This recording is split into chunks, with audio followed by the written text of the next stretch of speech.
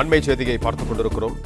திருநெல்வேலி அருகே அறிவாளால் தாக்க முயன்ற சிறுவர்களில் ஒருவரை போலீசார் துப்பாக்கியால் சுட்டுப்பிடித்த சம்பவம் தொடர்பாக 11 பிரிவுகள் கீழ் சிறுவர்கள் மீது காவல்துறை வழக்கு பதிவு செய்திருக்கிறது.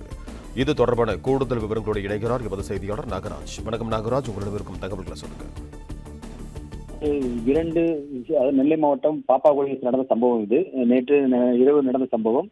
இதில் 2 சிறார்கள், இளம் சிறார்கள், அதாவது 17 வயதுடைய சிறார்கள் எதிர்த்தரப்பை சேர்ந்தவர், அதாவது மாற்று சமூகத்தை சேர்ந்த ஒரு நபரை அறிவாளை கொண்டு தாக்கியுள்ளனர். அது சக்திவேல் என்ற இளைஞரை. அவரை தாக்கும் பொழுது அந்த தாக்குதலுக்குள்ளான சக்திவேல் என்ற இளைஞர் தப்பி ஓடி ஒரு வீட்டிற்கு புகுந்துள்ளார். பின்னர் அவரை மீட்கும் முயற்சியில் காவல்துறையின் தகவல் வந்து சம்பவத்துக்கு வந்திருக்கிறார்கள். வந்திருந்த காவலர்களையும் அந்த நபர்கள் விரட்டி இருக்கிறார்கள். இந்த நிலையில் தான் உதவி காவல் ஆய்வாளர் முருகன் சம்பவ இடத்துக்கு வந்து இந்த பிரச்சனைக்குரிய இளஞ்சிறார்களை பிடிக்க முயன்றுள்ளார்.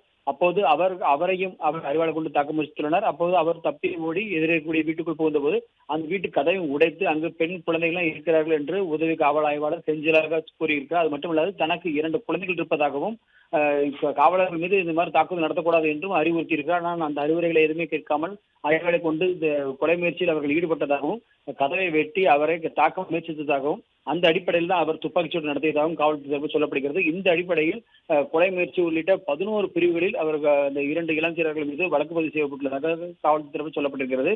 இது கதவை உடைத்தல், பெண்ணுக்கு அச்சுறுத்தல் ஏற்படுத்துதல், உயிருக்கு ஆபத்தை ஏற்படுத்தும் வகையில் நடந்து கொள்ளுதல், பொருட்களை சேதப்படுத்துதல் உள்ளிட்ட 11 பிரிவுகள் அந்த 2 இளஞ்சிறார்கள் மீதும் பதிவு செய்யப்பட்டுள்ளதாக காவல்துறை தரப்பில் சொல்லப்பட்டிருக்கிறது.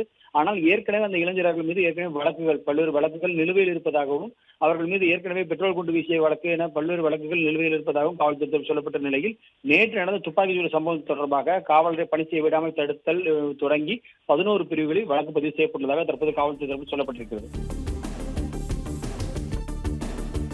பிளே ஸ்டோர் மற்றும் ஆப் ஸ்டோரில் இருந்து பாலிமர் செயலியை QR கோடு மூலம் பதிவிறக்கம் செய்யுங்கள். செய்திகளை உடனுக்குடன் பெறுங்கள்.